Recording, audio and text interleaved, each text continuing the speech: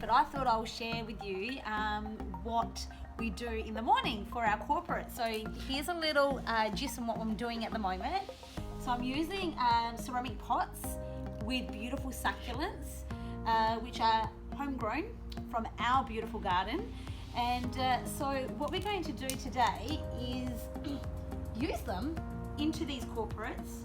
So if there is any blemishes on the succulents, what I generally do is roll the petals towards the right so they can peel off quite easily.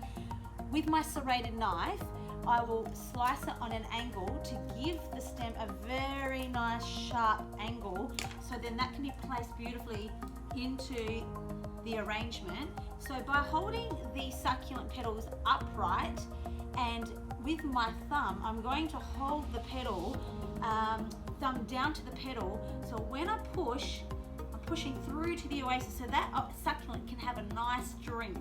Now try to avoid pressing too hard onto the petal because you don't want to bruise the petal.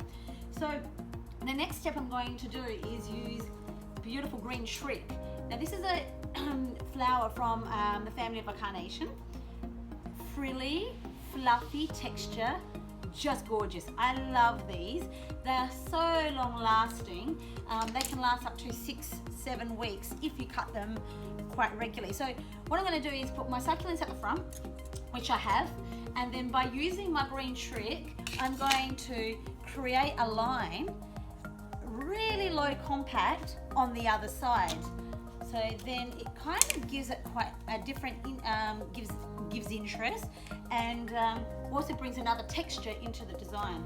So once again, placing that in, cutting it on an angle, peeling any excess leaves that have kind of like blemishes or they're a little bit tired because they've been sitting out of water, or sometimes generally what happens is when they come from overseas, they sometimes are not in a very good state. So it's up to us floral designers to be able to clean any blemishes or any marks on the flower or petal.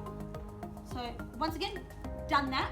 Now these are beautiful. Look at these. These are a succulent. Now these come from the aloe vera family, and so when the aloe vera plant comes and it has its full flower, which is the aloe vera, once every, I think twice a year, correct me if I'm wrong, that these flowers, which is like little buds, come in a very tall stalk and they grow like an umbrella. So it looks like a little bit of an umbrella.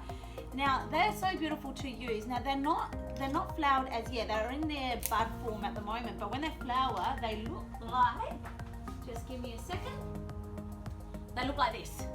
So flower, seeds. Well, I generally like to use the seeds. So I'm going to use the seed and I'm going to bring a little bit more texture and color onto the side of the arrangement. So I can use my secateurs to cut it. And they are quite tough, the stems.